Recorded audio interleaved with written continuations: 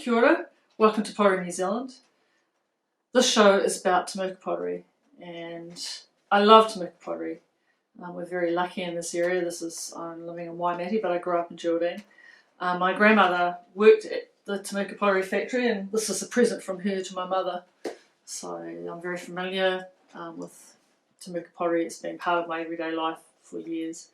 We're lucky in this area. If you go op shopping or auctions, etc., garage sales, Temuka Pottery is something that you'll find there. There's a few collections. There's private collections here in the area, and hopefully we'll visit some people that hold some pretty cool private collections. And there's the Temuka Museum, which also has a very nice collection. The one we're talking about today is the collection at the Waitaki Museum and Archives in Oamaru.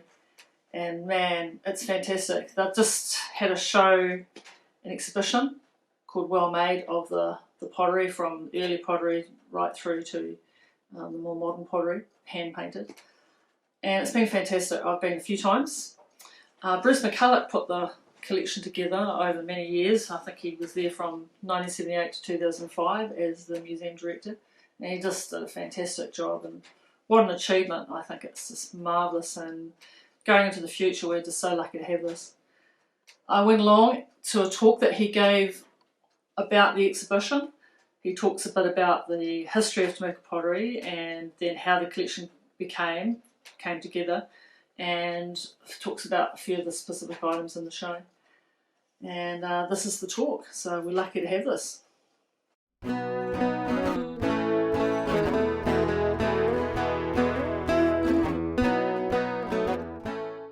Welcome everybody to what I think is my collection of Temuka Pottery, but actually belongs to the museum.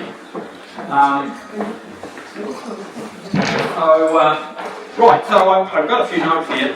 But before we start, I'd like to thank Henry for rekindling my interest in Temuka Pottery. I had a long time interest in New Zealand pottery since I was about 8. My grandfather, I went around to my grandfather's place at one stage, and there was this stone jar against the aviary, and I asked him about it. He said, "Oh, that's Luke Adams pottery from Christchurch, and it was only made a few k's from here." And so he gave it to me, and I got interested in pottery, New Zealand pottery, from then on.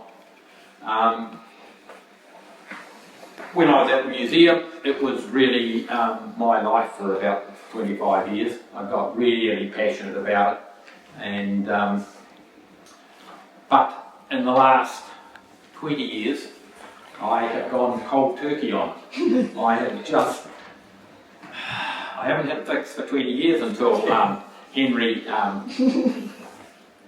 asked me around, and then I had forgotten the pleasure of handling nice pieces of pottery. And he let me go with, oh, it's great. And I got to fondle it again, and I got to caress the curves of it, and I got to be mesmerised by the lovely glaze. And it was just fantastic, and I really do appreciate Henry putting up this display, having the courage to put up 90% of the collection, and for asking me to get a little bit involved. I think it shows you that once you're a New Zealand pottery addict, you're always an addict. So what I'm going to talk about in a couple of 2 or 3 compartments. Firstly, about the Temuka Pottery works, just a little bit of the history. Secondly, about the collection, how we developed the collection. And thirdly, we'll wander around looking at some pieces and see how it goes. Now, as far as the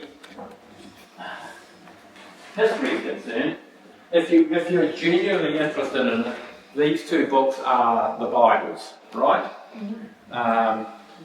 Gail Lambert, Gail Henry. The same person, she just ditched her husband in between the 2. So absolutely fantastic, and really what I'm going to tell you all comes from here. She did a fantastic job in those, one in 85 and the other, 2nd edition, about 99. So, more time here than probably stretches, I think. Okay, so if we have a look at the history, it goes back to about 1884 when the Canterbury Pipe and Tile Company established a works at Temuka. It produced basically roofing tiles and tiles under the ground for drainage and also bricks. And it existed like that in that area because there was some pretty rich seams of clay. In 1916, there was on the current site, the building was on the current site by that stage. By 1918, the electricity had come of age basically, and the world needed insulators, and the world needed ceramics for fuses, and the bases of light switches. You know about this, Clarky, won't you? You probably take them out all the time. And so there was a real opportunity there to produce these products. And initially they were produced by hand throwing and then finished off on the lathe, but later they pressed them and then still finished them off on the lathe. And in 1922, the company was acquired by Nico. And really the only reason I'm mentioning Nico, which is the National Electrical and Engineering Company, is that a lot of the works in here, particularly the stuff which was given away, like the ashtrays, and there are very few ashtrays here. Is Henry still here? Can I abuse him? He's gone down to check for Oh, people. good, I can abuse him. For some reason, Henry has not put out ashtrays. Now, I'm essentially it's because we didn't have enough wood. But I think it's something to do with the here. Anyway, Nico is on a lot of the ashtrays, right? So if you pick up something and it says Nico, almost certainly made by Temuka Pottery. In the 1930s, they employed Arthur Topless, who came from the North Island brickworks up there. He was a German craftsman, and he experimented with the clays and the glazes to try and get the finishes that he wanted. It was difficult in a new area with clays. All those things, just because you've got a glaze from overseas and then you put it on a clay over here, it's not going to have the same results. So he did a lot of experimenting. He worked with chemist Oswald Stevens, who some of you might recognise, who created his own pottery in Dunedin later, and all his potteries it's got O.C. Stevens stamped on it. So they worked together and they developed pottery that was going to work with the local clays. Much of the clay at that stage was shipped from Nelson, and it was mixed with, even though they had their own supplies, they felt they could get some more consistency from shipping it from Nelson and mixing it with clay from Stoke-on-Trent. And that resulted in a very dark buff, and a lot of these early stuff, you can tell the early stuff because it's a dark buff clay, even if you can't, and you can feel it because it's lighter. The later porcelain, much heavier. So you can tell just by closing your eyes and lifting it up, it had to be from that earlier period. He produced a small range of domestic wares at that stage, jugs and some teapots and a few other bits and pieces, casserole dishes. We're going to have a look at some of those. And it worked quite well, in addition to the insulators. 1939, Topless unfortunately died really suddenly and left the pottery works in a bit of a quandary. They tried to employ different people over a 2 or 3 year period, and some of them had the art skills, some of them had the management skills, but they never had both, and it basically went downhill for a few years. And that's when they employed Thomas Love about 1932. He was an English trained potter who was appointed as manager, and he come from New Zealand Potteries in Wellington, but it had closed down in the 30s. And he produced a variety of tableware stuff here, vases, and this material down here, although that I think he produced that as well. And he also produced a lot of these figurines, him and for his sons. He had two sons, R.S. or Stanton and Victor, and they helped in collaboration with him to produce these more decorative pieces, which were often given away to staff for Christmas presents or to visiting dignitaries. You might notice, for example, over here some Wedgwood styled pottery, and you might be wondering how that Wedgwood style of pottery got here, and the answer is quite simple. Thomas Lovett's grandfather and great uncle worked with Josiah Wedgwood in England and acquired somehow the actual Wedgwood moulds, and they were sent out to Thomas, and Thomas used them for his work. Amazing. So original Wedgwood moulds were used at Temuka Pottery.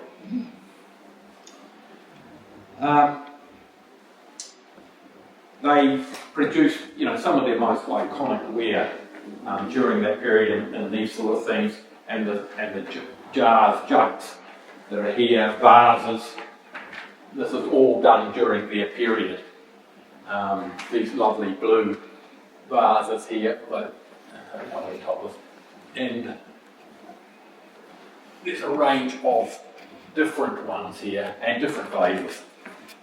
They also, at that stage, had other potters in at different times. Carl Vendelbosch produced these hand-thrown pieces here. And that, I think there was some sort of contract for him to produce 2,000 6-inch vases. And so he sat on his wheel and slapped a piece of clay down and did whatever potters do, about that day, don't you? But being an artist, of course, he could never do the same thing twice. It's not like these guys here who try to produce the same thing. So he produced probably 2,000, and they're all completely different, with different shapes. He must have just slapped it down and then put it over there, and then glazed it in different glazes. So there's a lot of different glazes around. And he also produced some quite big pieces. We don't have, the biggest piece we've got is along here somewhere. It's about this size. It's about that size, but he also produced, we've got pictures taken at an exhibition that he produced some quite big pieces. There was a major fire at the factory in the 1950s, 1950 actually, and that's when they replaced all the bottle kilns with oil-fired tunnel kilns and electric ones. So that distinctive big brick kilns were pulled down at that stage. There's some interesting stories about the fires and the floods. Every pottery in New Zealand seemed to have had fire. It's sort of what happens when you've got kilns. You have fires. And unfortunately what that means is that most of the written material was destroyed. So very few New Zealand potteries have their archives. They've just been destroyed by countless fires.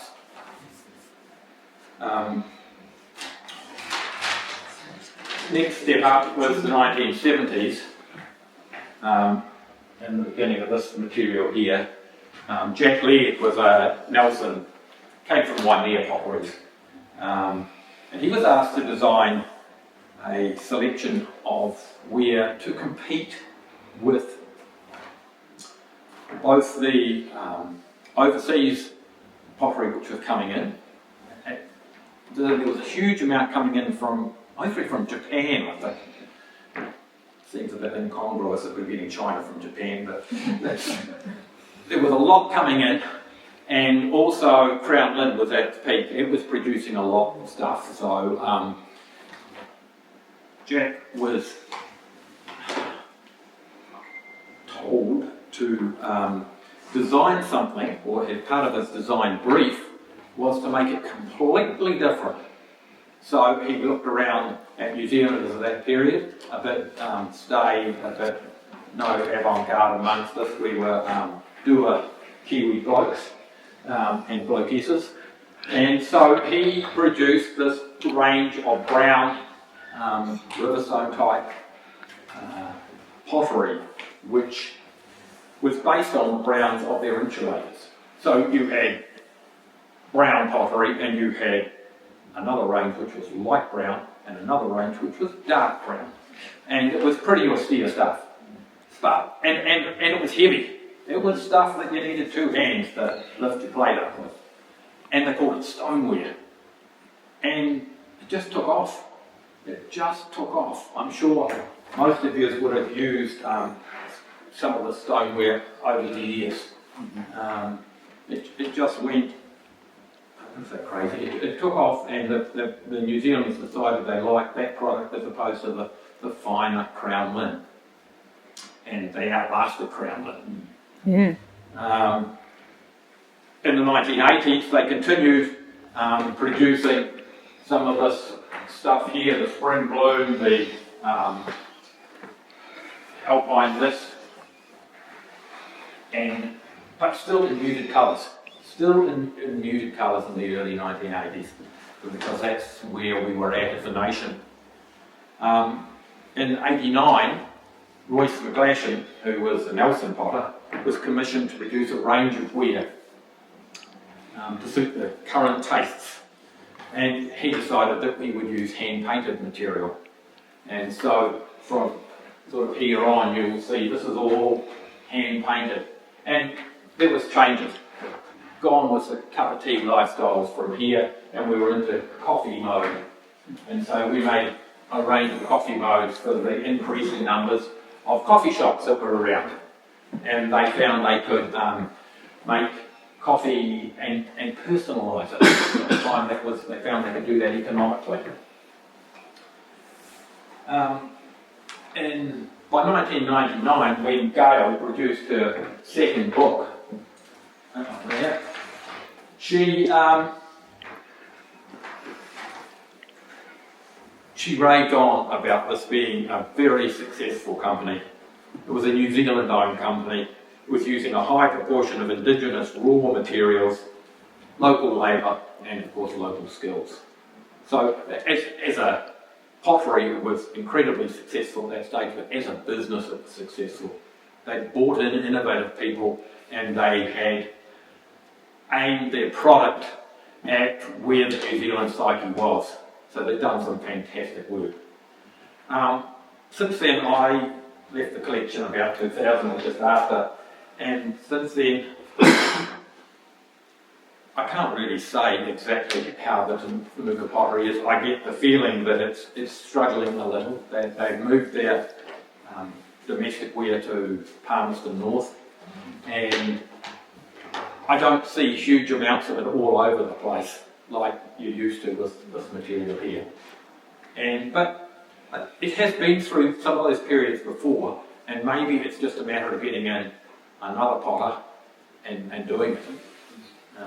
One of the interesting things is those early potters, the Topless and the Lovett, not only had the skills to make this sort of thing here and to work the glazes, but they also had the management skills, which is unusual. It's unusual for people with those skills to also be able to manage people. Okay, so that's where we're at as far as the pottery. How did it come about in here? How did we get it to here? Pre-1975, as far as I'm aware, very few, if not any, I'll say no, museums or individuals had collections of Temuka pottery, or that focused on Temuka. Certainly didn't focus on that. Now in '75, an archaeologist actually, by the name of Stuart Park, who was a friend of mine, was in Otago Museum. He started going through the junk shops and picking up Milton pottery, mainly Milton pottery. He could see there was a need, and so he started doing that. And in '79, he put an exhibition on in the Otago Museum, which was probably the first time any New Zealand pottery had really been promoted and put out there. About that same time, '78, I began here. I started going to museum conferences every year, and at the conferences, we learned about displays and conservation techniques and how to handle the public and all those sort of things. But what most of us were doing at smoko time and at lunchtime was talking about blinking pottery. Because there was a group of us, Ron and Gail Lambert from there, Stuart was there, and there were a number of others who I've forgotten, so I apologise to them. And we just get around and talk pottery. And the next year, we would get, because it was held in different places in New Zealand, so the next year we'd go to Gisborne or something or other, and then at lunchtime, instead of going to lunch, we'd all go out to all the junk shops and try and find the pottery. And the year after, it was like the Three Little Pigs. Some people were getting there a day before and doing all the junk shops, so that I'd get up there from here and they'd already done all the junk shops. And it was about that stage when we decided that we really shouldn't be competing against each other, and the best idea for the museums to do was to try and focus on our own areas. So Auckland Museum would focus on Crown Lynn, and the Wellington have got New Zealand potteries, and Christchurch have got Christchurch Brick and Luke Adams, and then you've got Milton and Ben Har and a few other ones down there, and we would focus on Timaru and Temuka. And that was the idea. The concept was good. Our biggest problem was that we had no money to spend on it at that stage at all, so it was all very well being official collectors of Temuka and Timaru potteries, but we didn't have the money. And it wasn't until early 84, that Ivy Pollard died. Now, some of you will remember Ivy, a lovely lady who was very significant in art and education in the district. Jenny and I got to know her quite well, and in fact we were probably one of the few people in Oamaru that called her Ivy. Everybody else called her Miss Pollard because most of the ladies had actually gone through Waitaki Girls and been taught by her. And I once got reprimanded by one old lady for calling her Ivy, and so I would, it's Miss Pollard. Thank you, Mr. McCulloch, it's Miss Pollard. So from then on, I only used Ivy when we were in private, and it was Miss Pollard out of there. So as not to upset the locals. Anyway, Ivy was really keen on promoting using history, using objects to teach history. So she would have, although I don't know whether she was interested in pottery, she would have loved this concept of picking up a elephant here, looking at it, and then teaching children about the clay. You know, what's involved with that clay? Where was it? What machinery was involved in getting the clay out? And the whole moulding process. Who was the artist? What was their training? What were the glazes? What were the effects of the glazes? You can see there's 4 different glazes. This black one hasn't worked very well at all. And so she would have loved that concept. It's about objects telling stories. And we decided at the museum to use the bequest money. She left half of her estate to the museum and the other half to the art gallery. And we decided that we would use the interest from that to buy items. And her I think her will said something like items of scientific, natural or cultural history. It was fairly wide, anything that was interesting to the museum. And so I decided we should be focusing that a wee bit rather than having a scattergun approach and buying everything. And so I came up with some suggestions for my committee. One of them was toys, because we didn't have a very good toy collection. They tend to get destroyed, and it was children, so it would have been, something that I would have approved of. Clothing and needlework, handwork, which was right up Ivy's line, so that got the big tick from my committee straight away. And then I made the suggestion, yes, it was personal, about Timaru and Temuka Pottery. Well, it hit the committee members right out of the blue. They just, a lot of them couldn't handle it. It was like I would have asked them to, can we collect rocks from Mars? If you were brought up in the 30s, 40s and 50s, New Zealand pottery had a pretty bad name. And reasonable enough, because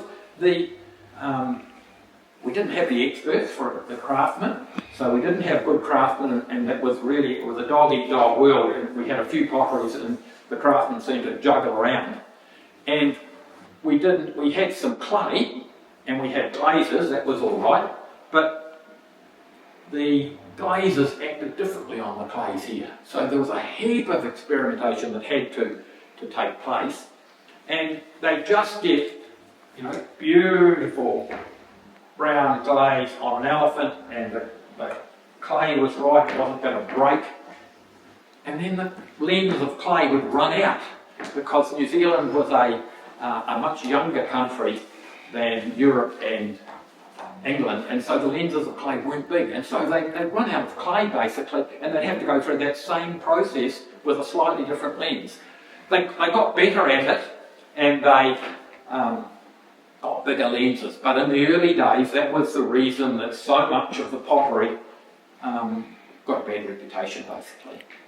And so me recommending to our committee that we collect Temuka pottery, why would we want to do that? We could, if I said we're going to collect Royal Dalton, it would have just been ticked like that, just like that.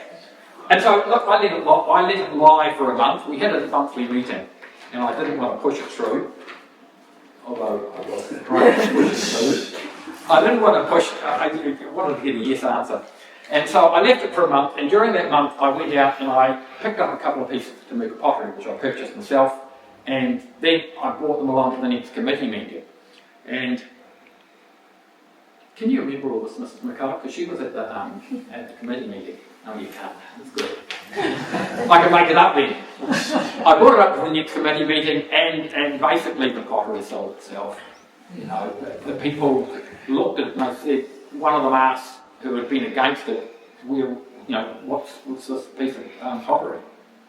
And it was Temuka, and so we just went through. I had the same arguments. Once my committee agreed with it, it has to go to council then, because the council only recommends. So I then had to go to council, and some councillor stood up and said, "Why are we collecting Temuka pottery? It's not even made in Oamaru."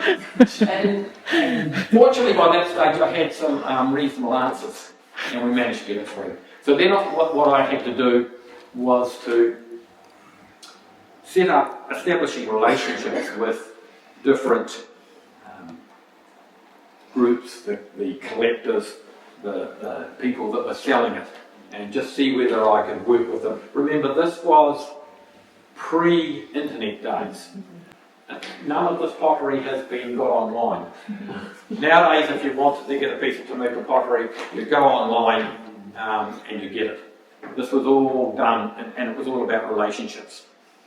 And so I had to get out and establish these relationships. And it wasn't something I was going to do in work's time, because work's,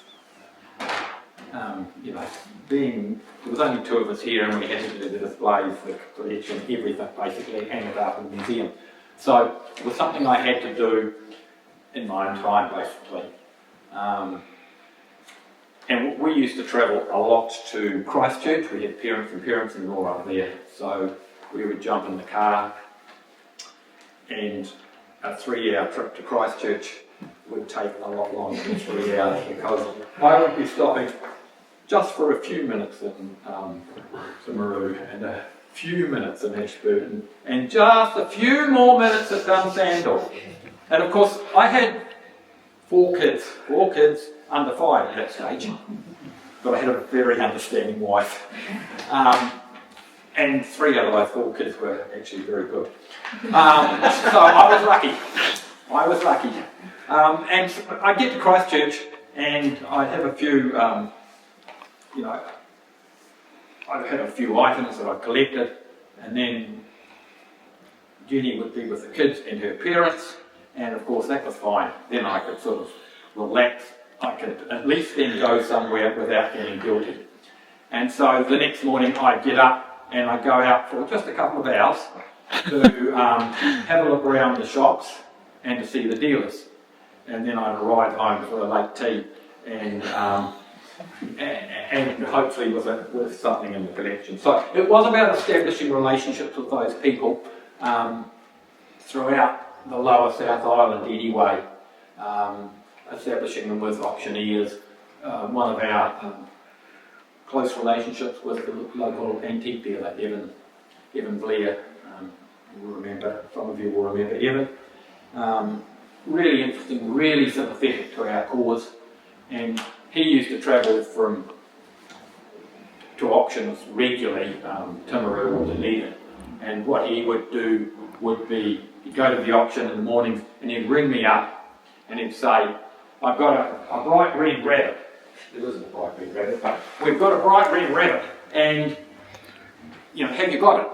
And I'd say, no, we'd love it, and it's probably worth, $100. Let's say it's $100, and then I'd go back to work, and then the next day I'd scoot down there first thing in the morning to his shop, and he'd be unpacking it, and he'd say, here's your bright red rabbit, and it's $80.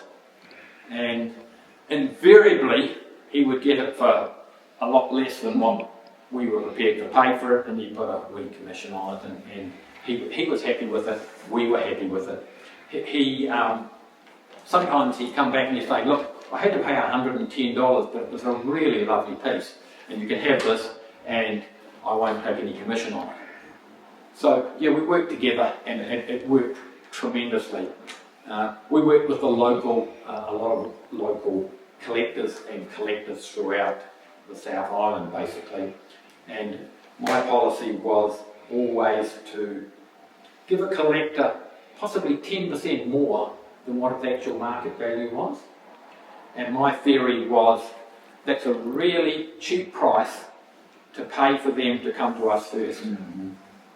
So instead of paying $100 for something which was, everybody knew the market value was something like that, I'd give them $110, and then they would make sure they came to us first without going to other dealers. And we were in the advantage that we weren't selling. There were a lot of people out there that would love to buy it for maybe $120, but then they'd flick it off for $350, and there's nothing which annoys collectors more than thinking that they've been ripped off by a dealer.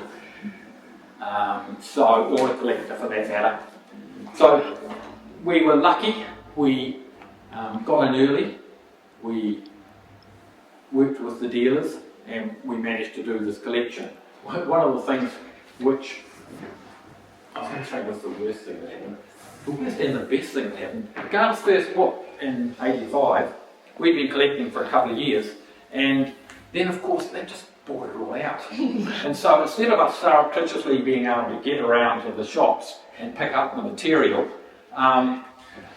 they started to get the trend at that stage. And certainly by '99, when this came out, there were quite a few collectors around. We then decided, after we'd been collecting for a wee while, that we had to focus on some of the more modern stuff. Basically because that's just as important, and that's as old now as some of this other stuff was when we were collecting it then. And the best place to collect that, and the easiest place to collect that, was when it was brand new. It wouldn't be chipped, it would be would be available and we'd be able to get it. And I had this concept, we'll just go across the farmers across the road and pick up some pieces. Well, can you imagine trying to convince the museum committee that we're going to get our objects from farmers? It was interesting. Anyway, I came back from, I went across the farmers and I managed to work into a deal with them and we could get it at a discount. And I came back and I thought, oh, hey, we should cut the middleman out. I could go to Temuka and see whether we could do a deal with the factory. And I called and wrote some letters to my other museum friends, because I didn't actually want to stand on anybody else's toes in case somebody else had done it. It wouldn't have been kosher. So I got a number of replies back that there was no problems, and Otago and one other museum had already tried to do this. They'd already gone to the factory and tried to arrange a deal with them. And I was quite happy to pay the factory the same price as what they sold it to farmers, because that still would have been cheap. It would have been a really good way of getting a really good collection. But Otago Museum had been turned down flat at that stage. I'm not sure what the reason was. I didn't say the right things. So I decided I've got nothing to lose. So I ring up the manager and jump in the car and make an appointment, cruise up there. And when I'm on the way, I'm thinking, oh, perhaps we're not doing ourselves any justice here. We're looking after their material. We're looking after all their, they should be paying us. As effectively what suddenly there was a mindset there. And in the same way as when we got the Oamaru Mail newspapers here, they wanted to give the old Oamaru Mail newspapers to us. I insisted that they pay for shelves. Because we can't use the newspapers if they're all stacked on the floors. So we've got shelves for those. So I had a bit of a mindset and I thought, oh, well, maybe I can see how things go. And I got up there and what we'd done is to copy and photograph onto postcard size images of every piece that we purchased at that size. So we had 100 and something other pieces. I had them in a photograph album. And so I sat down with the manager, locked the book in front of him, and he started scanning through the pages, and I could see he was just blown away. He was just blown away. And he got through the end of the book, and then he opened the book and started at the beginning again, and started looking at them carefully. And he said, look, can you come and get the assistant manager who's in the next office to come and have a look? So I raced out there and picked him up, and they came in, and he'd been there for much longer, and he said, look, I do recognise some of these, but I've never seen this. Aren't they fantastic? And so basically their own pottery sold it to them. I said, look, we're collecting this at the moment. We're paying a lot of money for this stuff, and what we'd like to do is to collect your modern stuff so that in 40 or 50 years' time, the people can be as excited about that as you are about this. And we never even talked about price. I just went away and we shook hands, and from then on we got one of everything they put off the factory. I went up a couple of weeks later with a van and picked up all the stuff which is here and there and over here, I think, that column there. Picked that all up in one load, and then every year I went back and had a chat with them, and I picked up another load, and sometimes they would come and drop it off to us. Fantastic.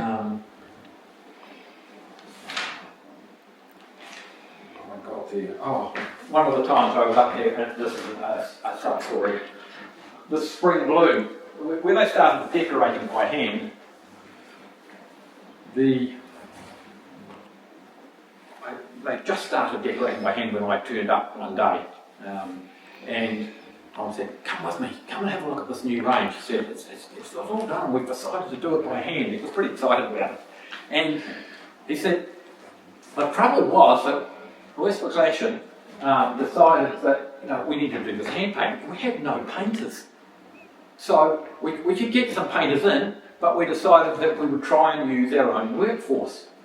So we had a competition.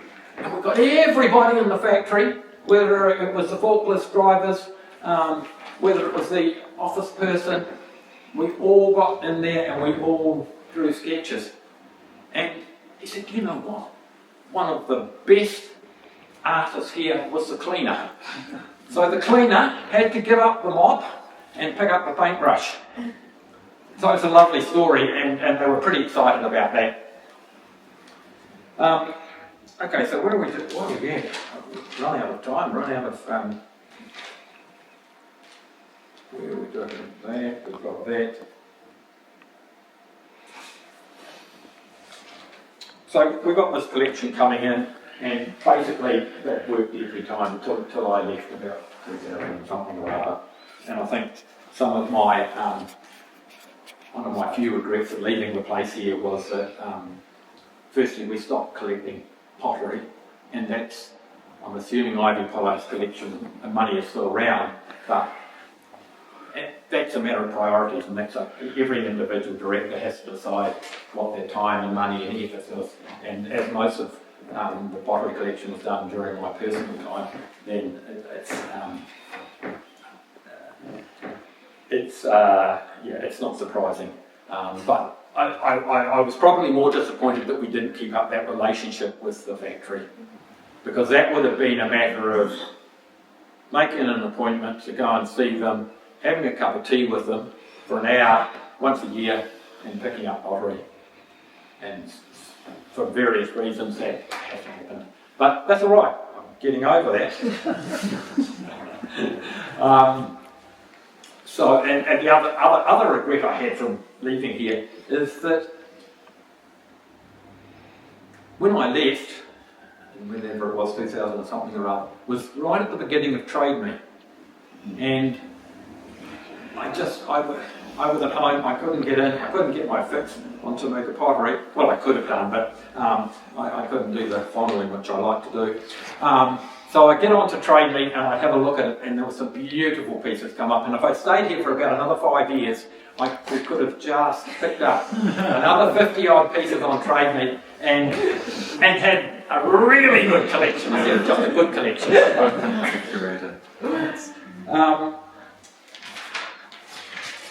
Okay, so yeah, that's really where the story is. I'll just wander around while you're here, just mentioning a few things if I can. Okay, that's fine. The jugs here in a wide variety of shapes and sizes, and they just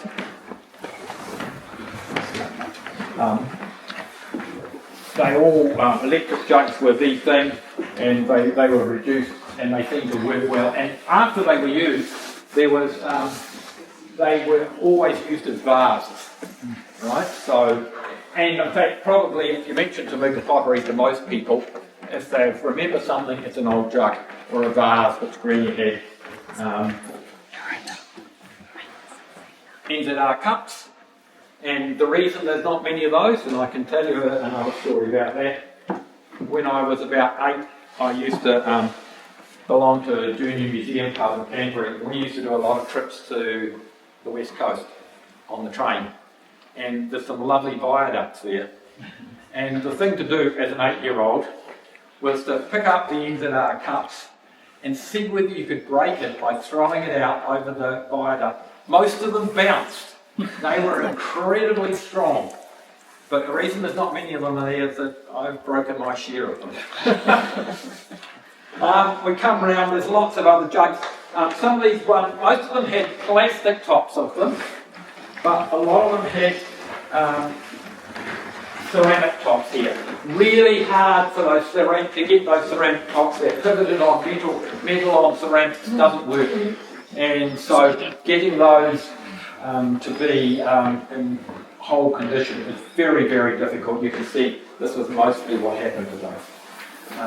Lots of adaptations. Here's a and probably a milk jug, which has been one of these, but something's happened to it during the pottery process, so they've just cut that out and used it as a jug. Some of the things which are hardest to collect were some of the most common things. These, what they called Indian Army teapots, were produced in huge amounts for the forces and for the Indian Army, and in a variety of different sizes.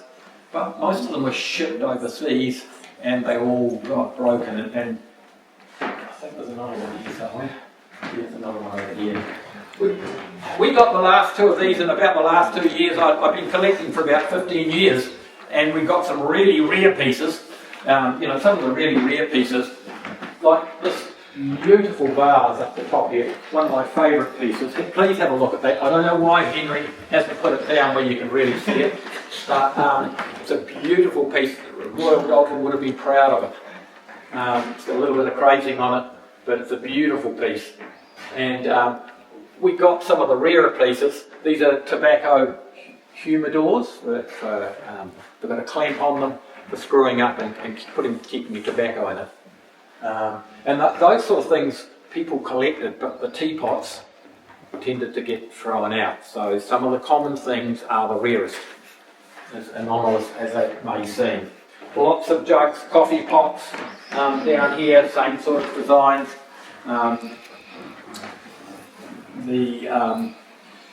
And different things. This is a topless casserole. There's lots of casseroles. This is from the topless period here, and there's another one matching that over here somewhere.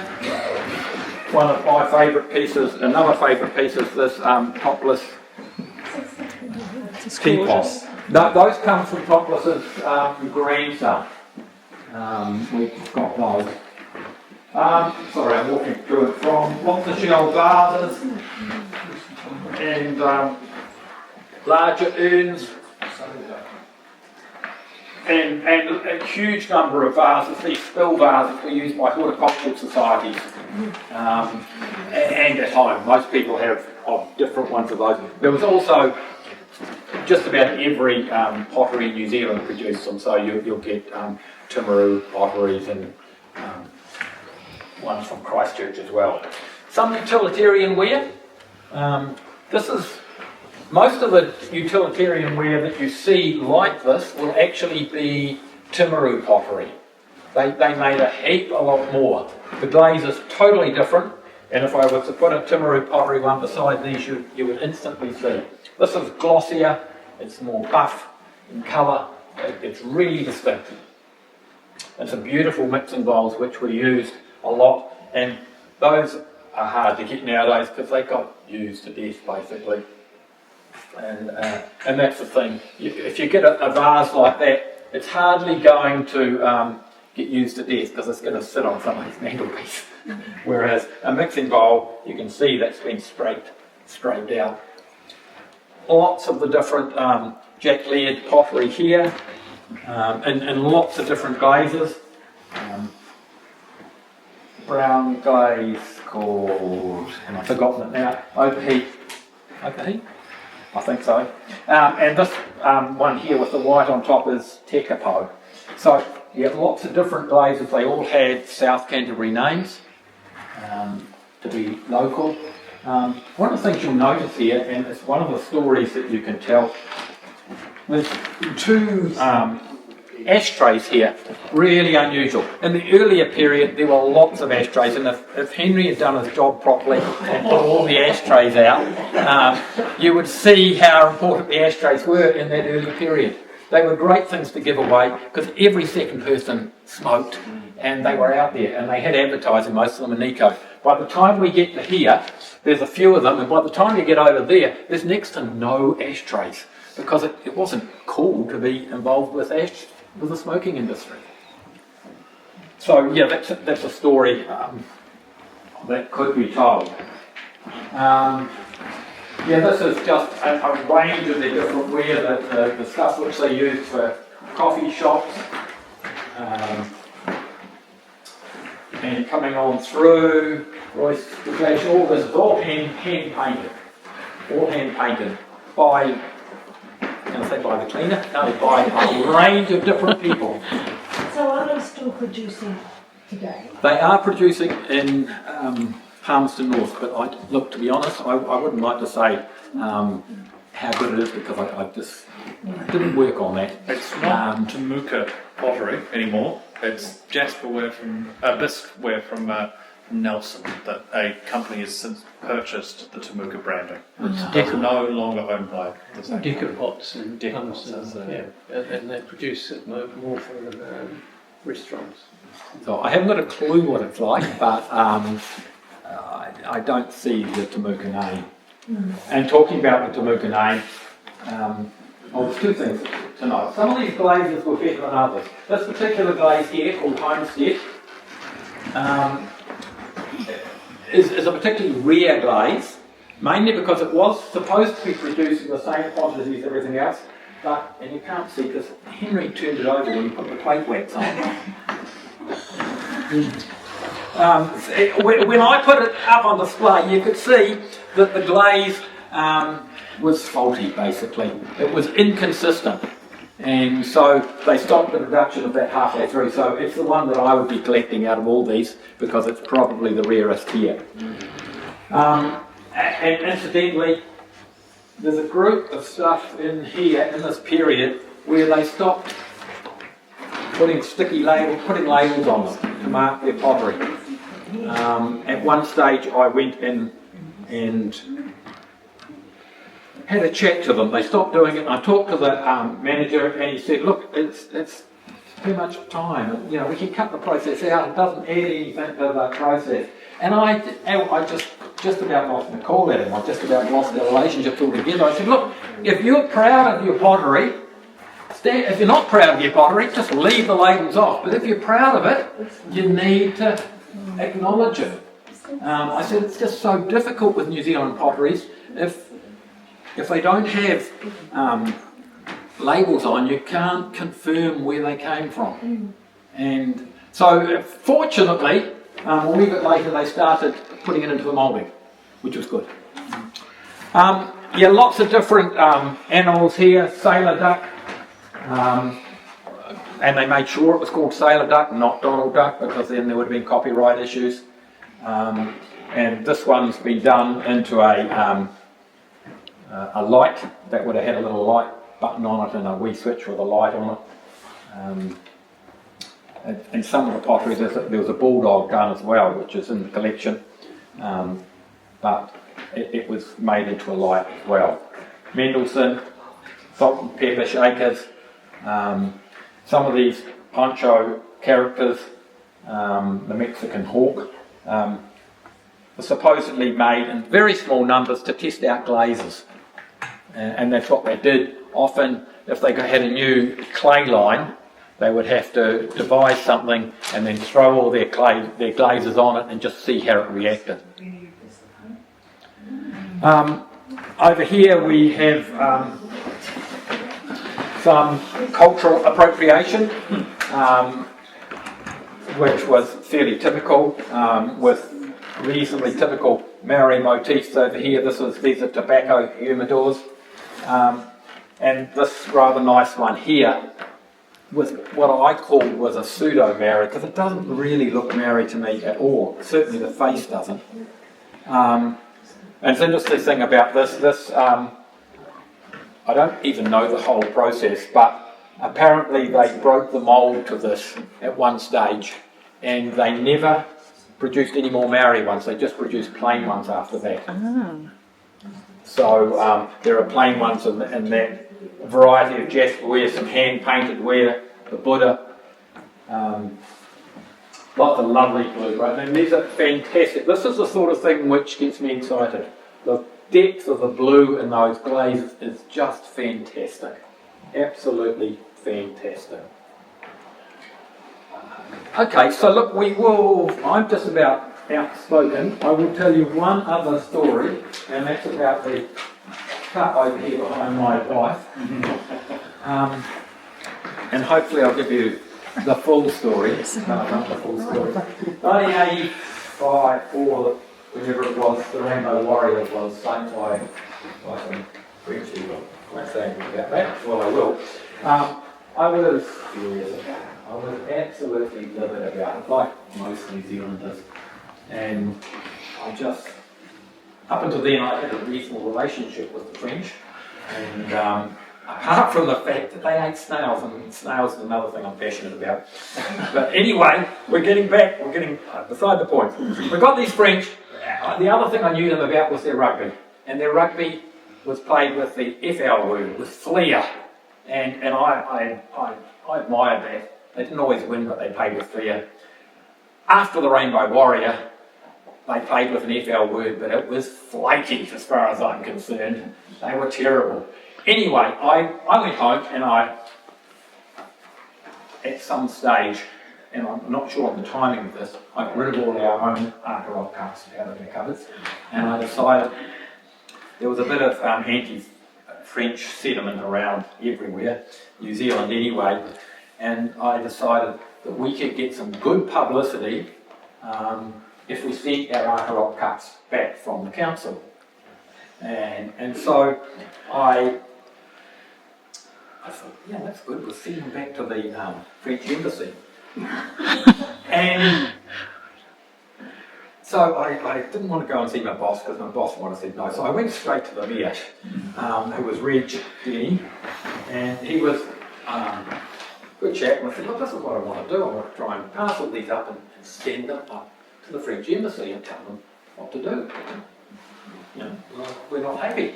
And he said, that's a great idea. He was always one for positive publicity, like most politicians.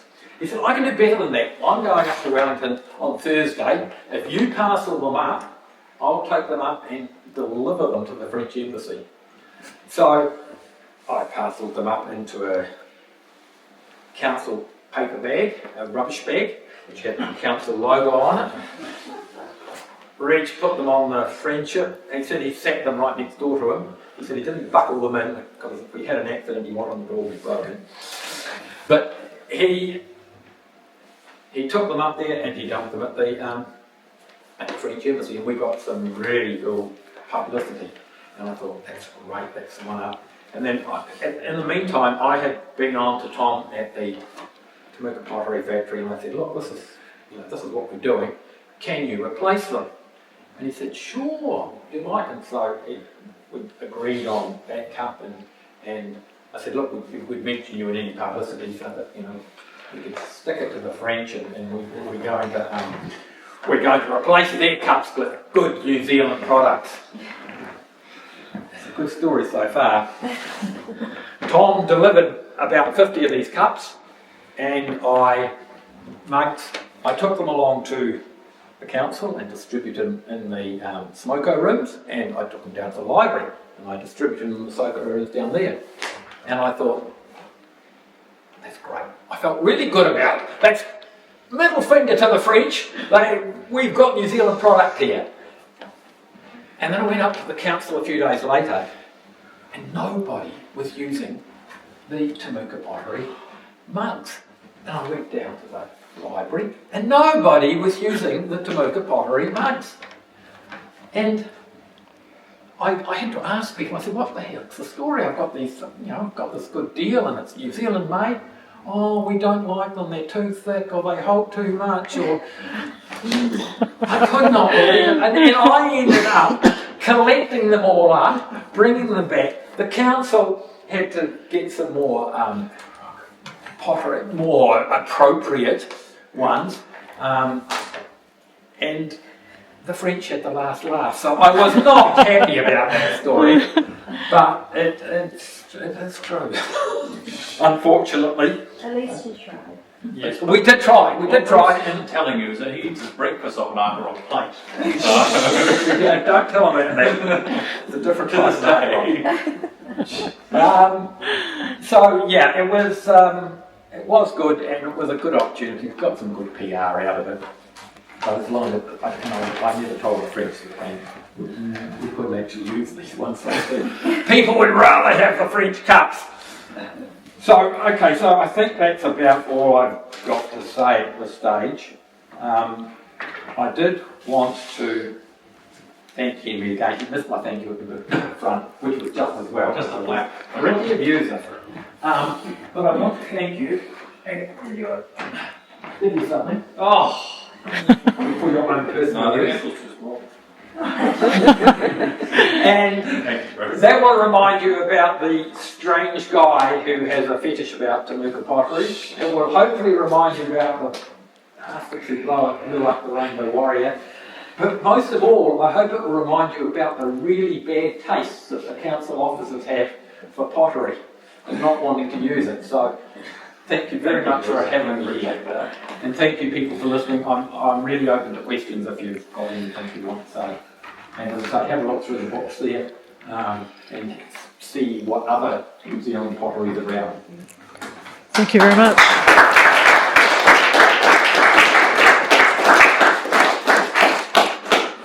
Thank you, Bruce. That was really excellent. It is a good reminder not to invite the predecessor to your new exhibition. So I'll back on that. But yeah, no, wonderful. And you are truly a font of knowledge. I greatly appreciate your insight and also your prescience. It's a remarkable thing to do, to see what needs to be collected. It's something we all aspire to in this field, to see what the future holds and to make those sorts of calls. I will say, you failed to collect what became the sort of dominant piece from that later period, which was the Lisbon lemons, which you obviously didn't think was going to make it because you only got 2 of them. And sometimes essential piece. depended how popular they were. Yeah, but no, it really, like I said, a very prescient bit of collecting and something that in all libraries and museums we would aspire to. But thank you very much and thank you for sharing your knowledge tonight. Thank you.